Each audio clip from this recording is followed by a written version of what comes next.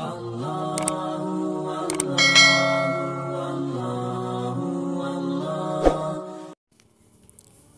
tentang otak, tahukah Anda bahwa otak manusia mempunyai rahasia yang telah Allah ungkap dengan sangat luar biasa 1400 tahun yang lalu dan terbukti ilmiah pada hari ini? Ini juga yang membuat Al-Quran selalu ilmiah dan terbukti ilmiah tanpa ada keraguan di dalamnya. Semua fakta di dalam Al-Quran mengacu pada satu kesimpulan, bahwa Tuhan yang menurunkan Al-Quran adalah Tuhan yang menciptakan alam semesta. Maka semua rahasia semesta diungkap di dalam Al-Quran dan terbukti benar secara fakta. Tuhan yang menurunkan Al-Quran adalah Tuhan yang menciptakan manusia. Maka Al-Quran banyak berbicara tentang manusia dan rahasia-rahasia mereka tanpa kesalahan sedikit pun. Surat yang pertama Allah turunkan kepada Rasulullah SAW adalah surat Al-Alaq. Surat yang berkabar bahwa manusia diciptakan dari segumpal darah. Surat ini diawali dengan kata Iqra, yang berarti bacalah. Lalu apa yang dibaca? Baca dengan nama Tuhanmu yang menciptakan.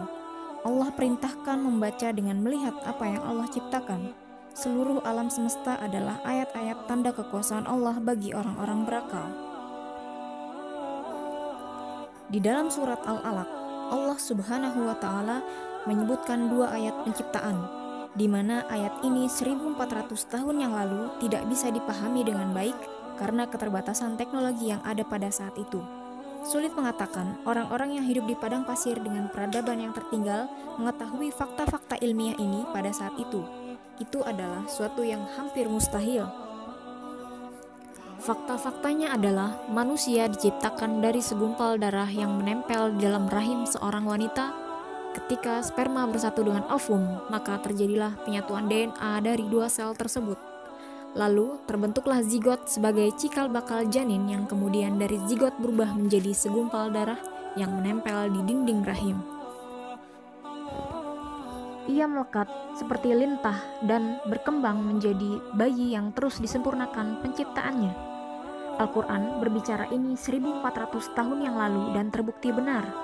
Mana mungkin Rasulullah SAW mengarang Al-Quran, dan tidak mungkin sebuah karangan menjadi sebuah fakta yang terbukti kebenarannya setelah 1400 tahun setelahnya.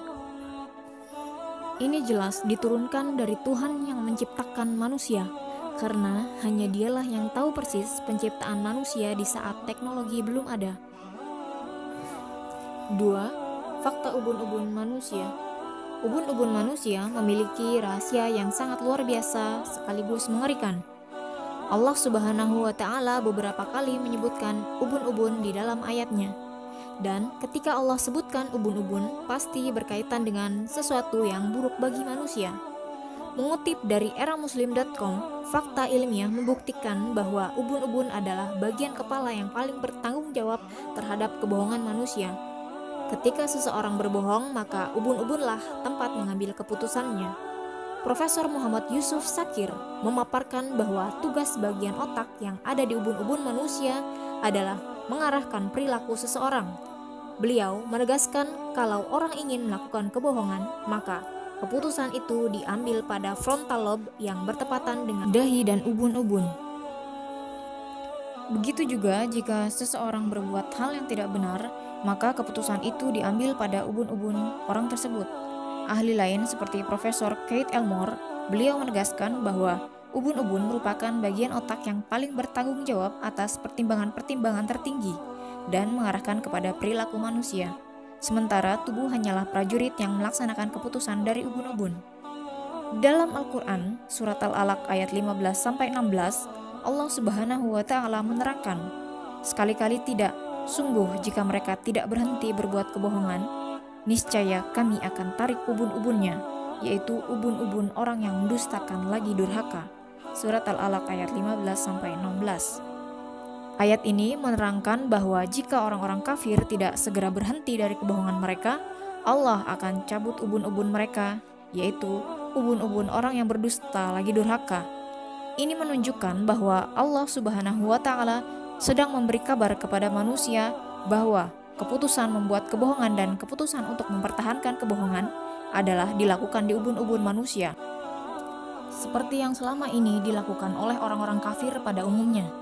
Mereka tahu bahwa yang mereka sembah itu adalah sesuatu yang mati, tetapi masih saja disembah-sembah.